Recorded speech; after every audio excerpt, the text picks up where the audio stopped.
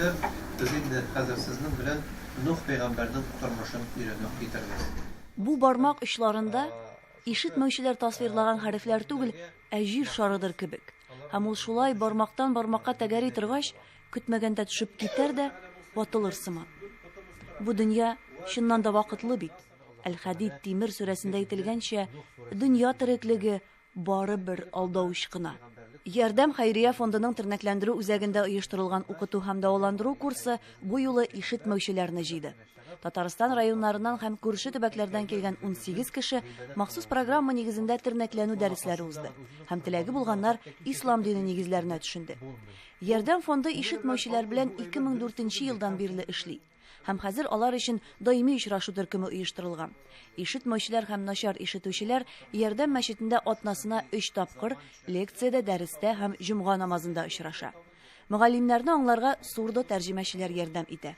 Алар ихтыяҗ була калса, хатын-кызлар һәм ир-атлар өчен аерым эшли. Ишетүчеләр белән ишетмәүчеләр дөньясына күпер салучы, аларга аралашырга ярдәм итүче, сирәк һөнәр остасы, сурдо тәрҗемәче Рәйсә Хабибрахман кызы Сабирҗанова белән ишетмәүчеләрнең проблемнары һәм мөмкинлекләре турында әңгәмә курдык.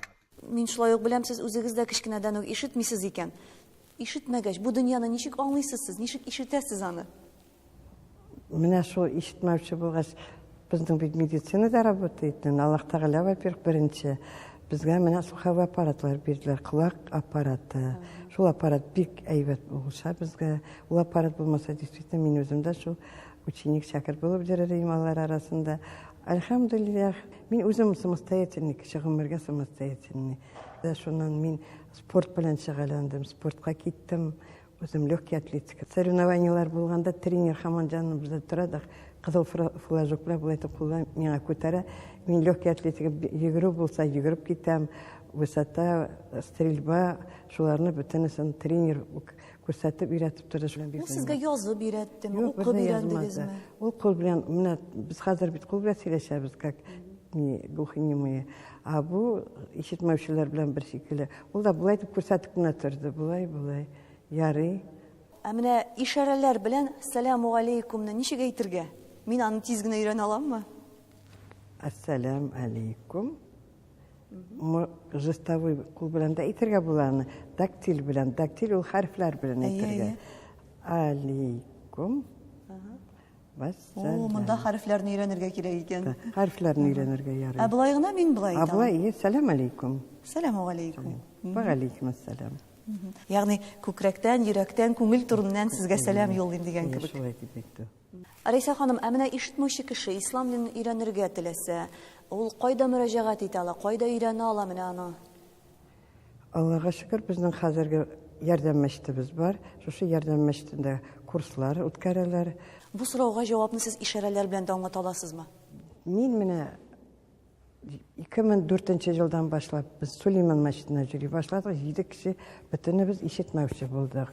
Менә шушы җиргәннәр, алар бөтенсе намаз укый беләләр, хәрефләр, Коръәнне бик ник укымаса да, иншалла, уже хәрефләр белгәч, җалгап, әкренләп өйрәнеп яталар. Шушы мәчеткә ярдәмгә килә башладык. Бергә общий язык таптык. Мәликә ханым безне баштан үзе өйрәтте.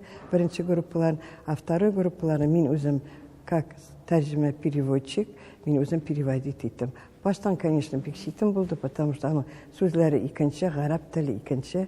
Шул кешедән сорап, бер-беребез ярдәм итеп, бер-беребезгә аннан соңында бик күп экскурсиялар киләләр, араблар бик күп килде, Бакудан башка андый халыклар килде. Без алардан через переводчика сорадык, менә Аллах дигән сүзләрне, пророк Мухаммад, аларны без бөтенләй элек бик белмәгән идек. Без, можно сказать, урыс телендә әзрәк сөйләшеп, жестовой язык урыс теле бит.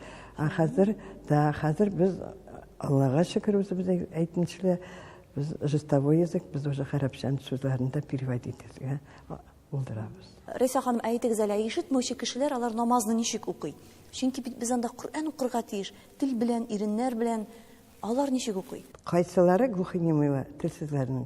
Алар тавышлары булмаса да выдавливает итеп әйтәләр. Алиф, бә, выдавливать. Менә ишеткән кеше аларны ишетеп тора. Шулай да аларның намаз уку кагыйдәләре нинди? Намазны без үзебез өйрәтәбез. Например, хәзрәтләр килә, хатын-кызлар өйрәтәләр, хәзрәтләр барыбер. Алар әйтеп тора, хатын-кызларның бүлмәсендә мин, потому что мин үзем намазлы кеше. Намаз укыганда мин әйтәм, сез повторять итегез мин әйткәнне. Аннары дәрес вакытны мин аларга уже язып бирәм. Иртәнге намаз ничә?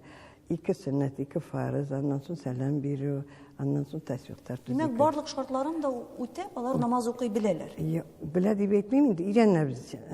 Элекеләр беләләр, элекеләр. Менә 7 кеше стабильно бездә белә. Бу жаңа группада бездә Ульяновскида яшьләр килде. Яшьләр дип әйтергә 57 яшендә. Аллага шөкер. И Шалладан килде ирле хатын, алар да яшьләр.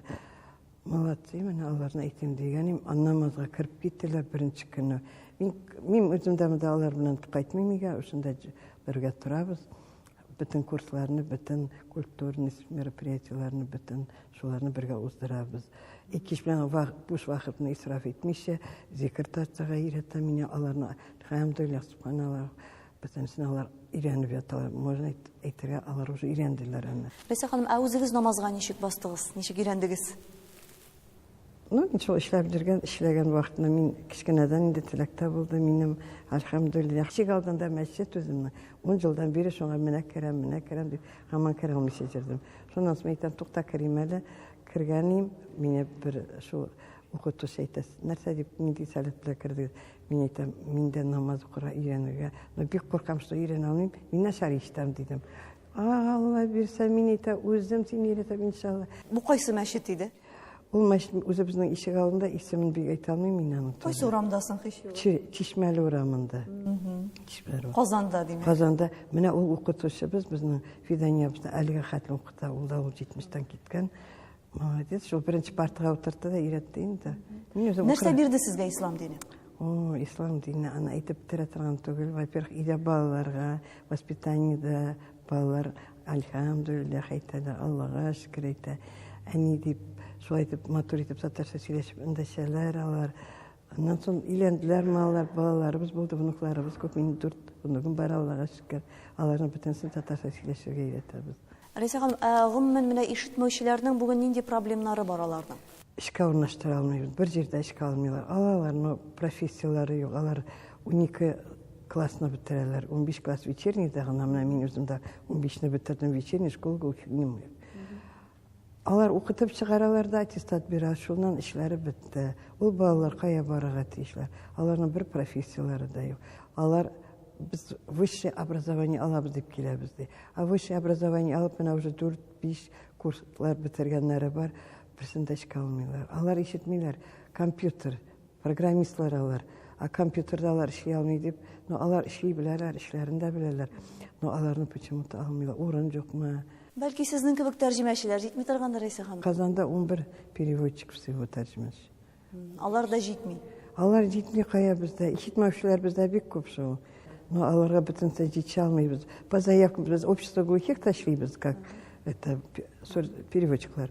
Алар заявка бирәләр дә, кем үзләре сайлыйлар инде безне. Без аларга килеп әйтмибез, без переводчик дип. Алар үзләре безне сайлыйлар.